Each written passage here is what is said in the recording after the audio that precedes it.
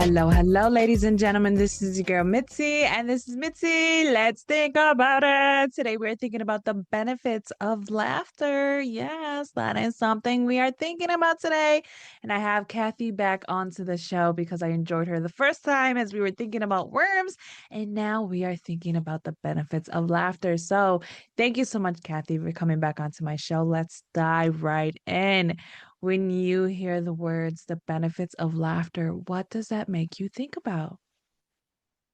It makes me feel about high vibration, magic medicine, love, joy, and feeling good. When we feel good, we do good. And laughter gets us there. Laughter is the Yes, main benefit is that it's the opposite of stress. right? It's the opposite. So it's like, is there any real cons when it comes to laughter then? That's a great question.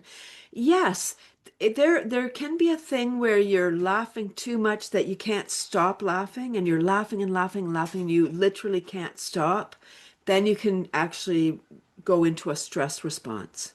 Oh, If you like, not if you're laughing with your friends, ah ha ha, you're just having fun. But if you're laughing kind of hysterically and you can't control your control. laughter, it can turn into a stress response. Yes.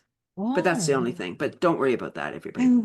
Right? As long as it's not forced or like like unneeded, I think it's just when it comes naturally, like if it's in the moment and you enjoying the moment, you know what I mean? I think that it's no harm, you know what I mean? There's no real harm besides that right there. And I'm glad that you shared that so that people can realize like is this coming from a genuine place? You know what I mean?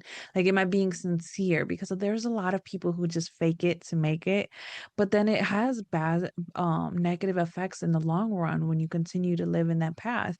So it's like, when did you realize that you needed to bring more laughter into your life? Mm. Just quickly, we'll dip back into the thinking about worms. In 2012, 10 years into my worm mission, one more person said, Ew, worms in the house. And I heard it, I felt it, I questioned it. And I was like, about to doff my important worm mission. And I was introduced to laughter yoga the very next day. Oh, There's no and mistakes. what is laughter yoga?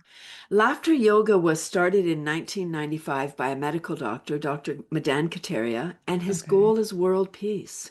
How Oh, beautiful.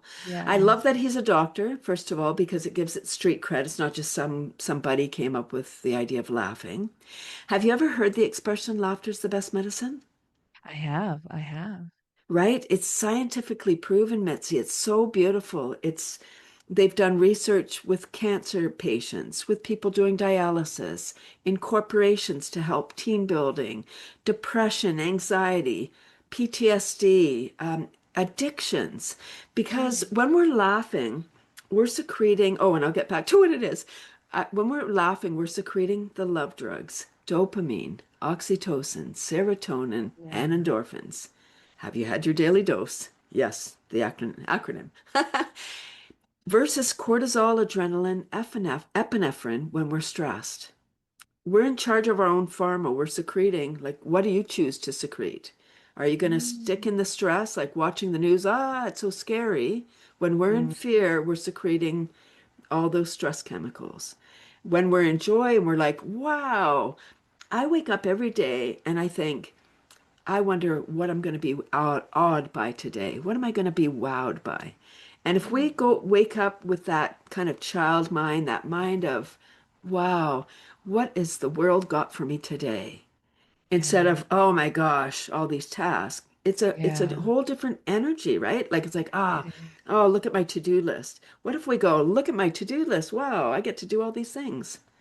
Oh, I love that. Oh, how I love that because I was speaking to somebody and they're just ready for death, to be honest. They're just ready to be done with the world because they don't see no point and no value of anything else anymore because they've been there, done that, they've seen it all, they've done it all, and now they're just ready to just die. And I'm just like, that is so sad that you just are not able to just still find joy and still find something to find and be in awe in when there's so much to be in awe in. You must not have really done it all if you can't even find the preciousness of just life. You know what I mean? Like, in your opinion, what would you say to somebody who is on that road? There's a lot of people. That's a lot of people, Mitzi, and no judgment. If people are listening, stay tuned. This is not about, oh gosh, just get over it. It's not that Yeah. simple. It's not because it's years and maybe decades of suppressing those emotions. We need Hmm. to express those emotions. The emotions are not, they're just an energy. Just like laughter's Yeah. a vibration, so is anger.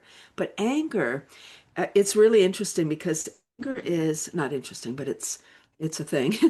Anger is governed by the liver. So each of the organs kind of take care of emotions. Liver is what detoxifies our body. So if we're repressing our anger, if somebody has explosive anger, they want to tamp it down. They're like, oh, I'm afraid of my anger. And so is my family, right? Like they might be like, everybody's afraid because, and so that's, Yeah. oh, this is so exciting because when we understand the role that anger plays, which is just, it's just an energy, it's just an emotion, we need to go, what am I angry about? Huh? And just look at that and then let it go. Maybe you need to forgive somebody, maybe it's yourself. If we hold on to it, anger builds on each other and then it starts blocking our energy. Then we may get, here's some signs that you have repressed anger. PTSD, a lot of people struggling with that today. Yeah. Insomnia, fibromyalgia. Yeah. um, there's a whole whack of illnesses related to anger, repression. Imagine PTSD, just talking about that. And it's not just people that have been in war, but if you went to war and then you came back, it makes sense. You've seen stuff that you can't even talk about with your Yeah. family, with people. You can't just talk about that with people because they wouldn't understand, first of all, Exactly. and they Yeah. couldn't handle it. We can't handle what goes on. So Yeah. you repress that, and then it gets in your body, then you get inflamed, then more problem. So it's just blocked and just, I'm saying just, it's not just because it's years of building. What would I say to people? I would say there is a choice. Every day is a new day, and it's not just an expression, it's the truth. We can wake up Yeah. and go, okay, today, what do I've got to be grateful for? Yeah. Okay, I woke up. Pretty Yeah. good. Yeah. Um, I'm healthy. If you're not healthy, love your body where it is. That's the key to start healing is loving your body like, okay, beautiful body, Yeah. you got me this far. Yeah. Thanks. Let's keep going. What do you need? Talk to your body. What do you need today from me? Maybe it's more water. Yeah. Maybe it's a walk around the block. Maybe Yeah. it's a connection with a friend. Hmm. Because when I think since 2020, there's a lot of people really struggling, Mitzi. Because Yeah.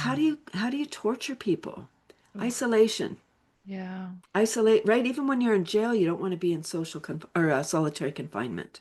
Yeah, absolutely. Those are very valid points because we don't realize that it can have longer effects on our body. You know what I mean?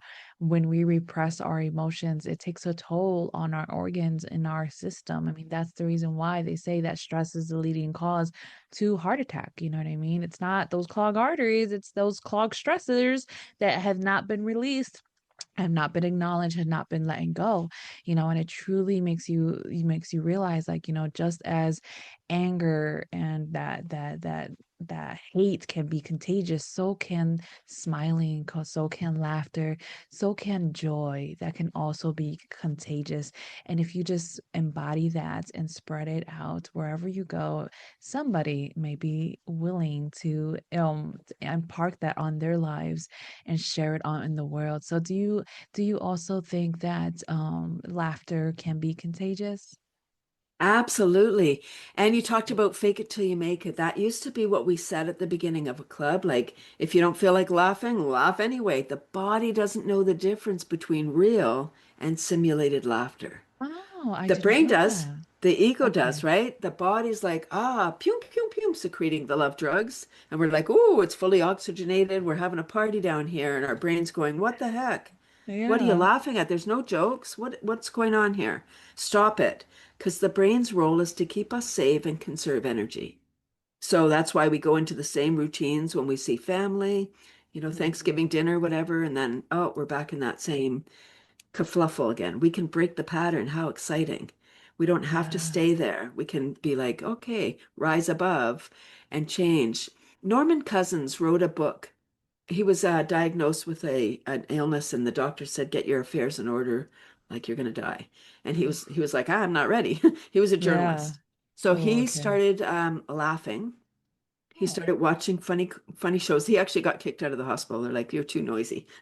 So he booked a hotel room and he spent hours just watching Laurel and Hardy and comedies and just laughing. And he said that 2 hours of 10 to 15 minutes of deep belly laughs gave him 2 hours of pain-free sleep.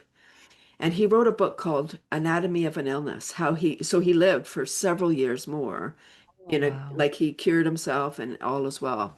And he said in the book, sickness equals sadness. When we're Mm. sick, when our body's sick, we feel sad, we're depressed, right? We so he said, therefore, is the opposite true? Does happiness equal health or health equal happiness? Right? Mm. So it's kind of something to think about because it's our mind, body, spirit. It's not one, they're not separate. They're all together. So I said I would talk about laughter yoga. So started in India. And laughter yoga is not doing yoga and laughing. It's laughing as a cardiovascular exercise. Mm. The yoga part of laughter yoga is the practice of the laughter and the deep diaphragmatic breathing. Huh. It's so beautiful. So there's little games. So it's not jokes or comedy. There's little games to inspire the laughter for those that need it. Laughter people are like, okay, let's laugh. Ha ha ha. And we're laughing. We're having a party. In a laughter club, there's clapping. So you're clapping palm to palm. You're activating meridians. So you get energy just by clapping like this. So Okay. good. The rhythm is 1 2 1 2 3, and the words are ho ho ha ha ha. And those words, our diaphragm is attached to all of our kind of internal organs. And Mm. so when we laugh, it's like internal jogging, moving all those organs. Yeah. So Oh, many that's benefits. fascinating. Yeah, that truly is fascinating because you can really concentrate and focus on just doing that. I mean, that right there is just, oh my goodness, the breathing and just, oh my goodness, getting well. Like I spoke to somebody who told me how you're breathing, if you start breathing through your nose, and it'll actually help you in the night so that you can actually sleep better and sleep deeper, and actually can help you eventually prevent Alzheimer's and memory issues, you know what I mean? So it just shows like everything really is tied together. It's all linked in one way or another. And if we just try to embody the laughter into our lives, and the awe and the amazement, and just find that childlike innocence in ourselves as adults, I mean, then we can really find joy and find and feel the benefits of laughter in our lives. Ugh, I think that's truly amazing. I mean, I guess to really make it clear for the people out there, what are some real techniques besides what you just stated to really help people bring more laughter into their lives? Attending a laughter club is a great way because it's a challenge. Even as a trained professional, it's a challenge to laugh by myself. Okay. Like I can laugh, ha ha ha. It's not as fun. Yeah. When you laugh with somebody, it's fun, even if it's just made up, even if you're just laughing, you start laughing, it is contagious. So then you're pinging off each other, and it's the energy. So then the energy is bigger with two or more, Mhm. and it's a beautiful thing. And I wanted to say, for anyone that's struggling with their mental health, many people, I was surprised when I came to laughter yoga, how many people, how many trained laughter professionals came from depression. They would Wow. might have been even like my master trainer. He suffered from depression and was medicated. And Wow. and he said that the laughter saved his life. He was still suffering from depression, but the laughter helped him. And with when he got trained as a master trainer, his role of training teachers and leaders helped him in his own daily life because you are what you act. So if Mhm. you're acting happy, guess what? You become happy. If you act Yeah. sad, if you act depressed and you're looking at the news, stop it because the news isn't there to fill our soul. The news is there to, I don't know, it feels like it's there to bring us down. So we can all be on this fear plane. Like, Yeah, so afraid. And people will say to me, Kathy, how can I laugh? There's so many things going on in the world. My response is we have to laugh because there's so many things going on in the world. We're not laughing yeah. at the situation. We're laughing because of. Exactly. It's like food, you know what I mean? It's like, yes, food may be getting like more expensive, but doesn't mean that you're gonna stop eating. You know what I mean? Mm, You're still going to eat. You're still going to figure out to make it work one way or another. But I feel like that's another way to look at laughter. Like, and you can find the simplest things. Oh, look, uh, uh, a puppy fell from the trying to climb up a stairs. How cute, how funny, you know what I mean? Something so simple like, oh, a bug is crawling on the wall. I wonder where it's going, get imaginative, you know what I mean? Think of things that you wouldn't necessarily think of and put that what if factor because then it becomes interesting, then it becomes funny, then it becomes, what if, you know what I mean? And I think being on the positive side of what if really does changes you. And I agree there's only so much news I can watch in a day or in my lifetime before mm. I start freaking out. And sometimes I avoid I avoid some people's calls because I know they just finished watching the news and I know and I know they're just gonna tell me things that just scare them and to try to scare me. And I'm just like, listen, I love you, but I don't want to hear it. You know what I mean? Like Mm, right now, I just want to enjoy the moment of peace because if the world is gonna end tomorrow, don't I deserve to at least enjoy it? You know what I mean? Enjoy it in yes. whatever way that I can. So yeah, I agree with you. I think we have to have some moderation with the reality of life and not the fantasy because it's not necessarily fantasy, but it's like the joy, you know what I mean? The joy that's still part of life because it's like riding on a two-way highway. There's some going up, some going down, you know what I mean? But it's going to be there. So it's just like where is your track? Where are you heading? You know what I mean? Are you heading towards the positive side of the spectrum? Are you going to find joy? Are you going to find that laughter within you, that childlike laughter where you could feel it in your stomach and it makes you crunch your legs together so you don't pee? You know what I mean? Like those little moments it's amazing because it's like you really do find joy in the smallest of ways. So it's like to start I know we have to start wrapping up the show and it sucks because I feel like we can continue on talking about this, but what can be some lasting words to leave us off with to keep on thinking? I wanted to just to go back to the liver and anger. Yeah. If we look at a situation from a positive lens, Yeah. then it helps to cultivate compassion. Yes. And compassion feeds the liver. Mm. Okay. So, so whatever we're looking at, um, we can come there from a negative, like, oh, la da da, and then it just makes us more angry and we're not compassionate. But imagine if we can build our compassion and we start seeing the other person as a person and not the other. If we stop looking at them as us and them, we're all one. We're all in this together. We really are. We really And are. yeah, so I would say, oh, just be kind to yourself.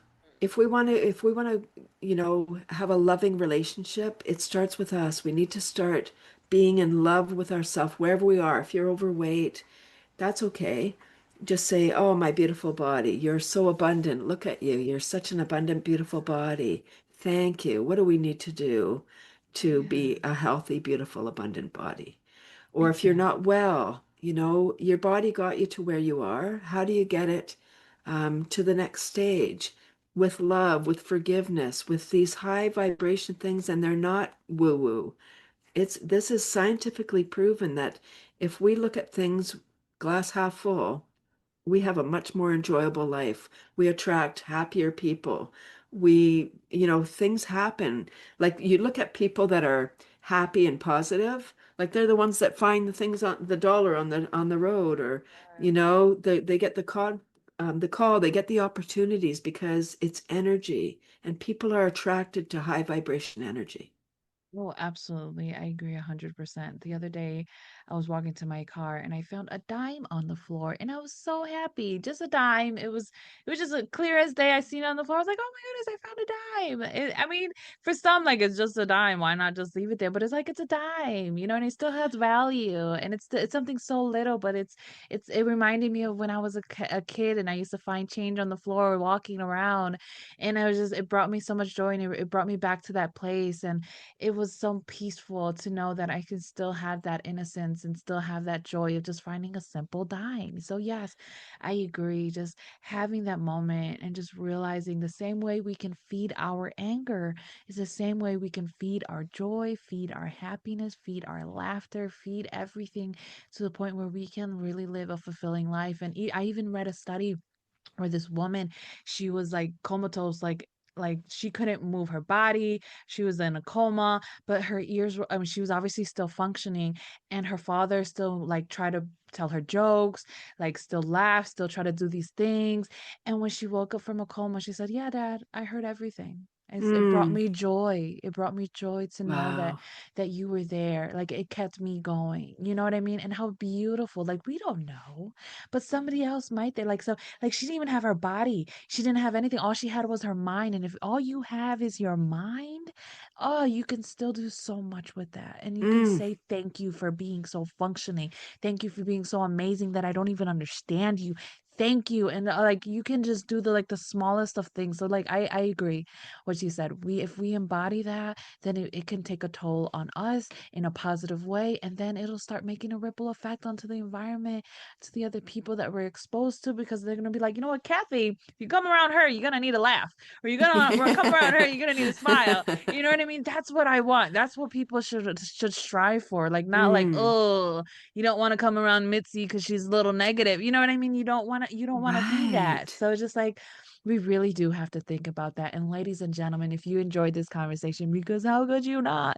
Please go check out Kathy. Go find her lovely websites all about laughing, all about finding that joy.